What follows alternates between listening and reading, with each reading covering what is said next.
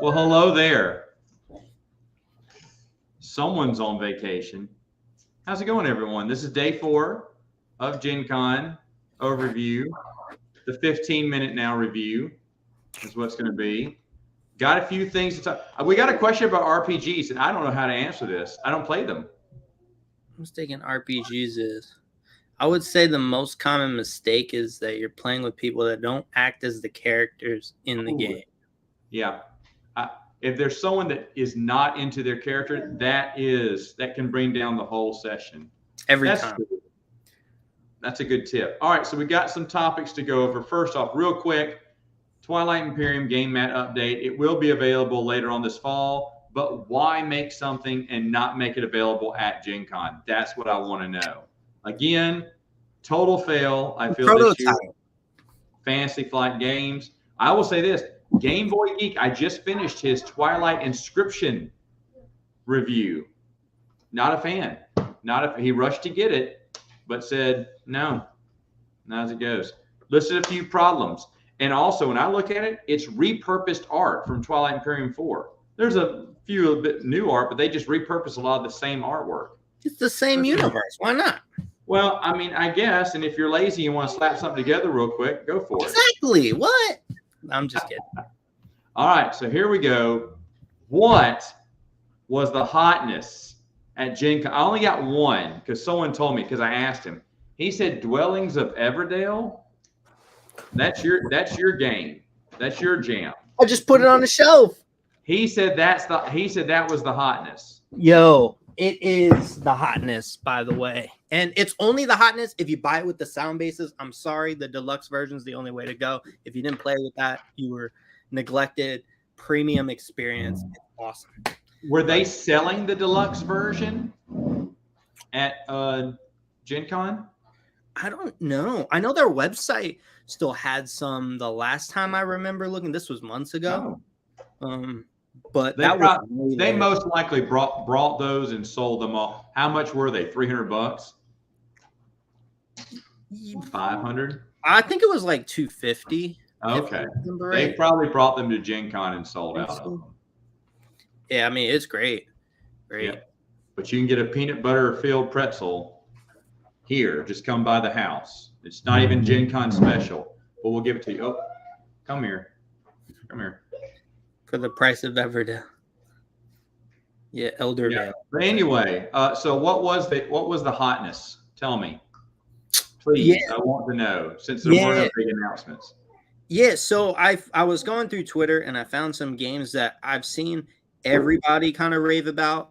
I'll say for me, the hotness was unmatched. They had a bunch of new content to play with in the game. If you guys are familiar with their Marvel stuff, they have a bunch that they've released, which is excellent. They also just announced that they are releasing Squirrel Girl, Miss Marvel, if I remember correctly, and I forget the other one, along with Black Panther.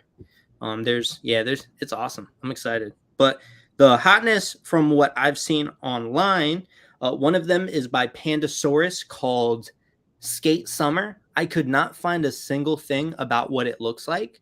No, because I saw they were like, hey, Dice Tower is raving about our game. I was like, well, there's no other information out there, so.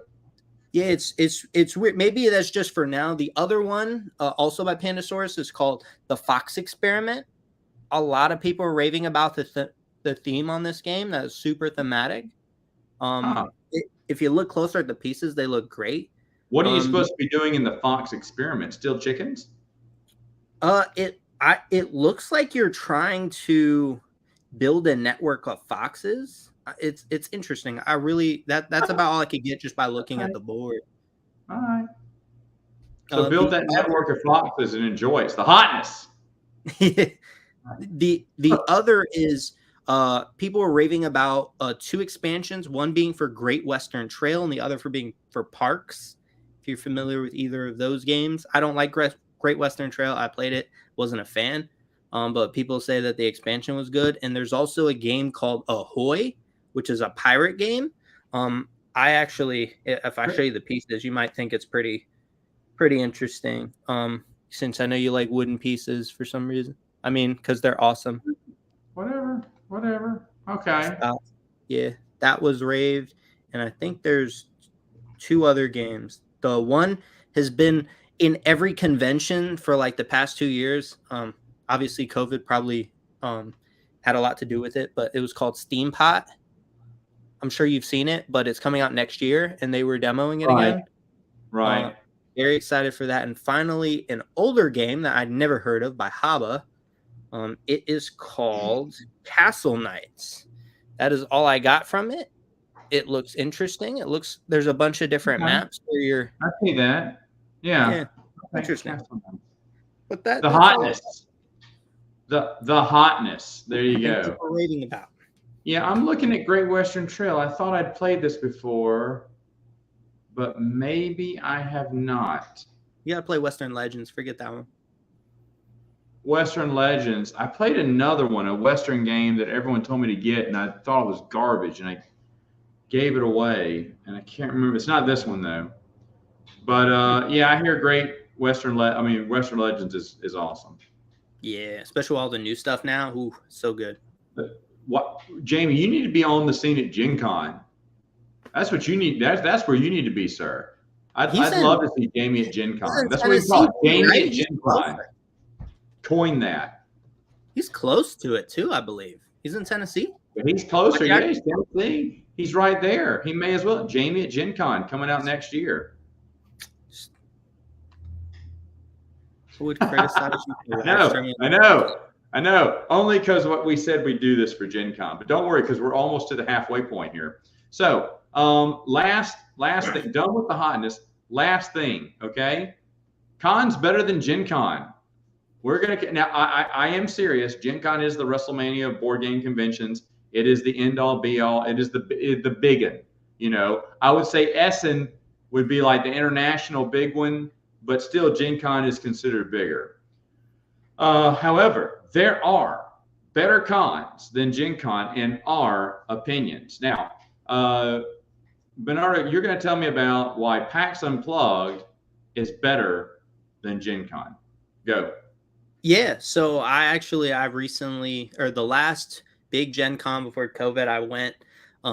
It was surprising because it was one of the most packed it was there. There's surprisingly a lot more space than I thought there was. But the dealer's hall, the exhibit hall, extremely small. And I thought that was pretty surprising, seeing as how many people typically go to Gen Con and how everyone raves about how giant it is. Granted, PAX Unplugged, maybe 6-7 years ago, it was not what it is today. It has definitely gone a long way. The exhibit hall is phenomenal, well organized. I think a lot of the gameplay for a lot of the bigger games is also better because the last year they ended up doing a lot of separate rooms within that whole convention center for specific hot games, like when the new expansion for that adventure game that you play that's a deck builder. What is it called? That I play? Yeah, it's like there's little. What's the theme? It's an adventure theme where there's these little tile things. They look like stones with carvings on them. There's it was compared to Dune Imperium. What was the other one? Deck builder, but you don't feel like it's a deck builder for some reason. I don't know. I can't remember. Lost Ruins of Arnak. That's it. Lost Ruins of Arnak. Oh, Lost Ruins of Arnak. Yeah. They I don't think that's a deck builder. I mean, it is. It is. But there's so much more. They had a whole separate room for that, where the new expansion they had like 7 to it might have been like 20 games. I might be undervaluing it. Okay. There was like 20 different games and people teaching it. They had a bunch of different rooms for people to actually experience the newer games as opposed to demo it really quickly at an exhibit hall and kind of get out. I think that was really crucial as well. And they do a really good job highlighting newer companies, like in their little section where they're kind of presenting their new game before it's out. Really well organized for me. Okay. Well, mine, of course, and mine is very similar. Mine does RPGs as well. They have a whole room dedicated to it. Yeah, big. Okay, and that is, I believe when Tom Vassell went one time a few years back before the pandemic, he was saying how PAX Unplugged has really stepped up their game and is becoming the premier, in his opinion, spot there. Mine is, of course, BGGCon in Dallas. It's nearest to me, but it is all about very little vendors, like you said. Mine carries not that many vendors, but I don't go for vendors. I go to try out new games. That's what I'm doing. That's what I'm doing. And so there's a room that is huge, and they have this huge, enormous library. And they have vintage stuff there too. And there's a lot of goodness to play there that you just can't play anywhere else. And so there's a big laundry list of games that we will play in exhaustion for the 4 days we're there and just have the best time ever. And usually by the last day, we're either going back to some games, trying them again that we really love, or that we're looking at other games that, we're maybe on the maybe list, or just cruising through the shelf to pick out a game that we want. So that's kind of why, for me, BGG Con is better. It's a little bit small tempo. Like I said, there is a line to get your badge, but other than that, there's in the gaming halls, there's plenty of room for everyone to play. And there's 2 entrances and exits to the library, and they're checking you out as fast as they can. So there's really no wait for that either. So for me, BGG Con is the better con than Gen. Now, that being said, I would go back to Gen Con probably one more time. Yes.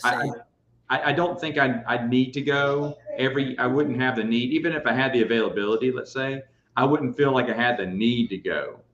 Same. I could spend all day at the vendors at Gen Con and not see everything. Well, no, that's true. You can spend, like I would do, Michael, when I first went, the first couple of years I went, I spent a good portion of my day going up and down the rows and the aisles. Now, for me, it was, like the art aisles, I'll go down them. I'm not spending much time there. The ones that are selling steampunk stuff, or specially die and stuff like that, just little knick-knack stuff, nerd stuff. It's fine. I'm glad that stuff's available, backpacks and hats and shirts and stuff. That's not interesting to me either, so I'm easily bypassing that stuff. Not to say that stuff's not cool, just that's not what I came there for, just to see the games, just to see what's being demoed. That's what I came there for. And yeah, you can spend most of the day. The only problem is that if there's, and this happened, people who are demoing games, man, first off, be there. Be at your booth. I've went to some booths where no one was manning it and the game was there. Who's stopping anyone from boxing this? I mean, there's one guy on his phone away. I was like, are y'all playtesting this? He went, yeah, but the guy that's doing that isn't here. And then he just kind of went back on his phone and went, then what's the point of you even being here, just to sit man the booth? And then the other one was, there was no one around. What was it? What was the game? I got it. Stockpile. We played one little round. There wasn't anyone waiting in line to play this game with me. He goes, and that's how it's done. And I was like, okay, well, I was thinking, can we play another round? Because I want to, see more of this game. And he was like, almost like, we're done. Like, I only show you one round. But I get that. But if there's no one else around, keep playing. Have us keep playing the game. I was interested in buying it from him, but I was like, I want to see some more. I eventually bought it later on because we got to play in the library, a fuller game. I was like, okay, great. But anyway, come to Gen Con so we can make sure. I mean, yeah, I plan on coming one more time. I don't know when, but I'll do it. I'll go whatever time Matt goes. There you go. Would you go to BGG Con with me? Yeah, I'll go. There you go. That's it. And we're going to send Jamie to Gen Con next year. That's what we're going to do. Jamie at Gen Con. We're going to get him the equipment to live stream. There you go. All right. Did Bauer do any live streaming today? He went home today. I don't know. I think I saw a video with his name on it, but I didn't look at the title. I kind of just breezed through. Yeah, I did. When I noticed that he was done with the live streams, I was like, all right, I mean, it's fine. I'm going to cruise through his shorts like I've always done at the end of the day and see what's interesting to me. But the live stream was where I really had and he used to live stream a lot more, if I recall, right? Yo, that last one was just, I know that had to be exhausting for him, but it was so much fun. I really would love to see that again. And I wish more people could see that. Yeah. But anyway, all right. So there you go. 45 minutes for the first one and then knocking off 10 minutes a day. That's it. You get 15 minutes of fun from us. So, hey, check out Bernardo on Tabletop Island. He doesn't do reviews, but maybe someday he will. McDonald's the board game. It's coming to you guys right